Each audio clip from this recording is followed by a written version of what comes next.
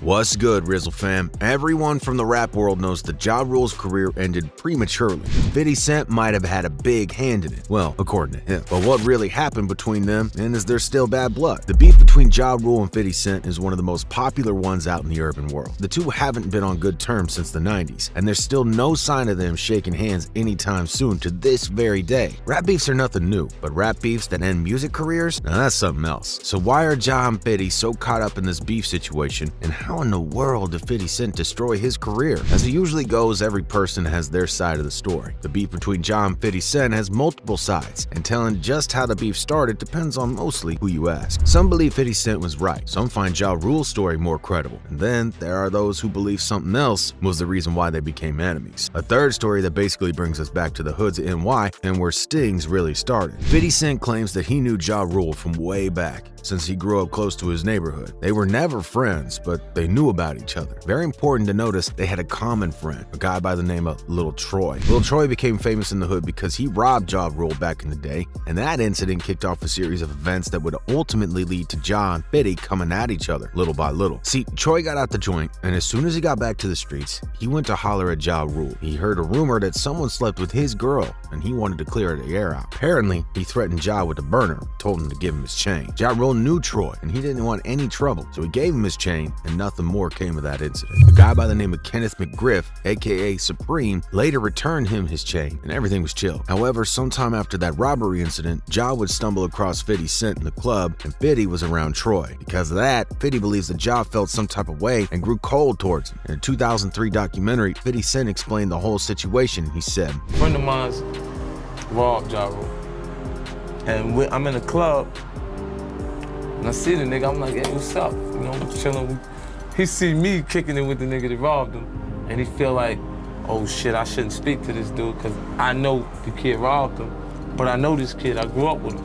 But Ja Rule believes the 50's side of the story just doesn't add up. According to Ja, 50 Cent just used this incident to his advantage, nothing more. He wasn't involved in any kind of way, and what happened between Lil Troy and Ja had nothing to do with 50. Ja talked with DJ Vlad and said that 50 was desperate for some attention, and then he just used that story in order to sell his image and get involved with Ja, even if it meant starting a beef. So I guess the story got back in the hood of what happened. And so 50 used that as his end to have something to say about me. You feel what I'm saying? But it had nothing to do with him.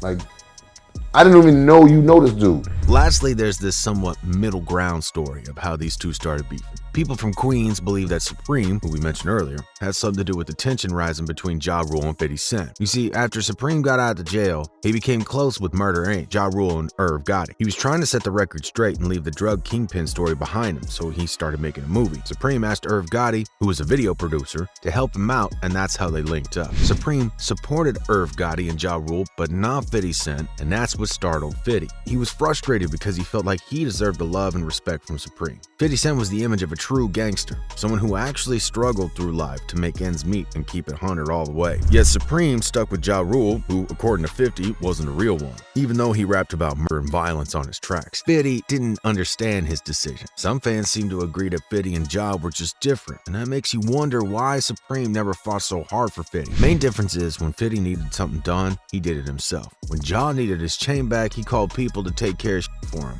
One yet huge difference. Ja never stood a chance. Different class of people. The lack of appreciation turned 50 into the rapper that he is today. He was stone cold from day one, and he feared no one. In fact, he started his music career by hopping on wax and basically dissing anyone who had some clout at the time. Naturally, he came for Irv, Ja, and Supreme with one of his earlier diss tracks called Your Life's on the Line and Ghetto Quran. In fact, his first album, Power of the Dollar, made it very clear what 50's mission was. He wanted to become the next rap superstar. But 50 Cent made some dangerous enemies when he decided to mess with the Supreme team. To this very day, it believed that some of Supreme's shotters were the ones behind 9 bullets that 50 Cent took in front of his mama's house in Jamaica, Queens. While 50 was recovering from the wounds that almost took his life, Ja Rule was making a name for himself in the music industry. He topped the music charts, and one of the collaboration tracks as well as his Pain is Love album both earned Grammy noms in 2001. People believe that Ja had nothing to fear and that 50 would never reappear in the music scene again. Think about how confident and secure Ja was around 2000. 2001. His album debuted at #1. His enemy was now anonymous, shot 9 times, and not dissing him anymore. There was practically no way he would ever have to worry about him again. But that couldn't be further from the truth. While Ja Rule was living the life of the rap superstar, 50 Cent was preparing himself, slowly but surely. He started making track after track and slowly crawled his way back into the rap game.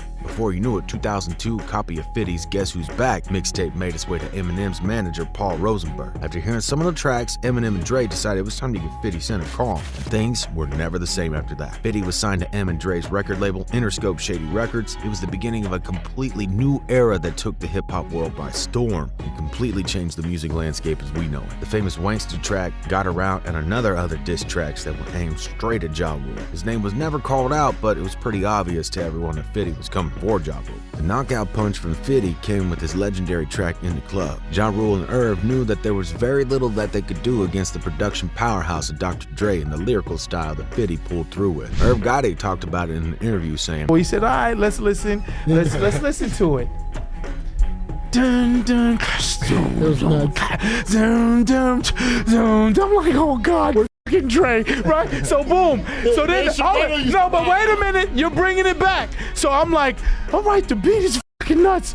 He may have one, but let's see if he connected the dots lyrically. He may have not connected the dots lyrically. You can find me in the. I'm like, is it? I turned to Rule and everyone in the office, and I said, yo, buckle up, we have a major problem. But Dre and 50 coming together for a killer track was not the only problem that they had to face. To make matters worse, Murder Inc. got raided in 2003 after the suspicions came in that they were aiding Supreme in his money laundering scheme. And slowly things went down for Murder Inc. They got decimated by the competition, and finding a way back was hella difficult. Murder Inc. stopped getting calls from major players in the game since everyone knew that having them on stage was nothing but a liability. If they were to pull up to a music show at the time, it meant that 50 or Eminem wouldn't come through, and that was a big no. Shady Records was putting up big boy numbers, and they moved the music industry of the 2000s. Everyone wanted them on, and that meant that Ja Rule, Irv Gotti, and pretty much anyone else had to take a seat. Ja Rule went on several interviews and openly admitted that plenty of things came together at the right time for 50. They pretty much crumbled for him and his team, and they took a big L back then. One fan comment goes, he doesn't have to admit it. Everybody and their mother knows Ja took that L. 50's Get Rich or Die Trying became one of the most successful albums of all time, and it completely shadowed Ja Rule's music that came just a few years earlier. Even though Ja and 50 made several more diss tracks after that insane commercial success of 50's music, their beef was never that influential, nor did it get the same type of attention as it did before. Nonetheless, it's generally believed that 50 came out on top as his success was far beyond anything that Ja Rule ever came up with, especially long-term wise. But what y'all think? Did 50 Cent really end Ja's career, or was it simply a matter of things coming together for 50 and not Ja? Let us know what you think about this crazy beef in the comment section below. If you like this video, drop a like and smash that subscribe button for more content. Thanks for watching to the end, and always remember to keep it RIZZLE.